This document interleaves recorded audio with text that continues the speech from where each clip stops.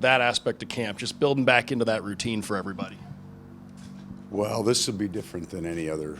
The rest of the season, we'll go hard. Today's day 10. They had a day off that came off. They probably got home about 3:30 in the morning, and then we pounded them the next day. So it goes in phases. We'll just come out of it now. So they bring a young lineup to Carolina tomorrow, and they're going to get all they can handle, I would bet.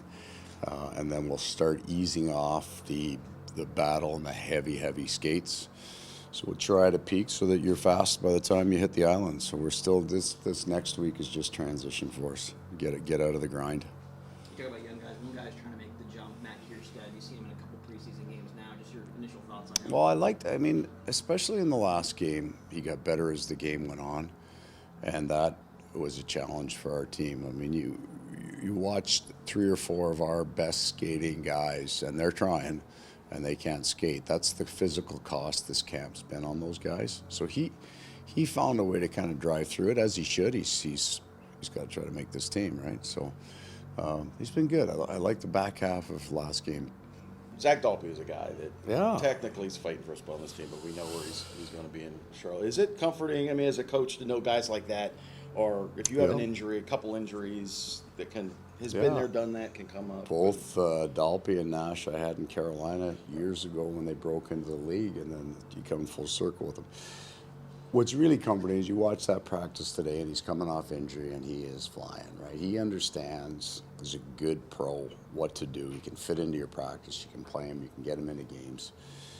And he's just a kind of good organizational man. And then he may be one of those guys that you got into the playoffs, you call him up, and he'll play his finest hockey for you. So he was really good today. So I'm happy for him. Yeah, and he talked about being in Carolina. He just loves it. His family loves it, and that's where completely comfortable and a wonderful life for him and his family.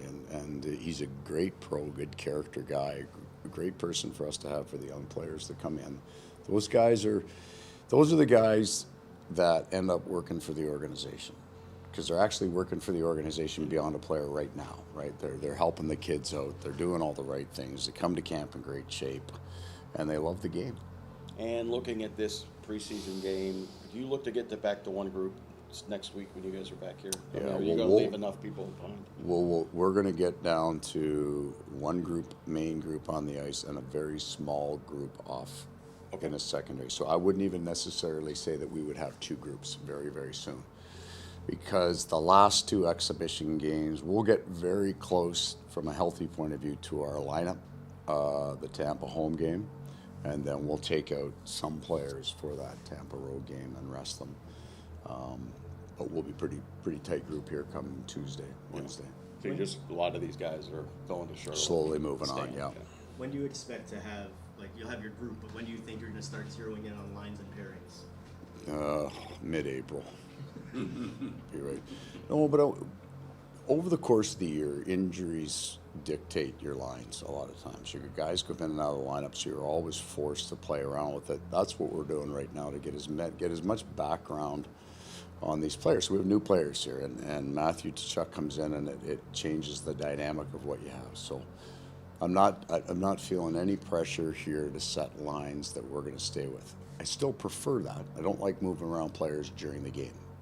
I'll do it when it's needed, but it's not necessarily Barkov's going out with a different set of wingers every time. That's not the plan. But nothing needs to be done and set in stone at the start of the year.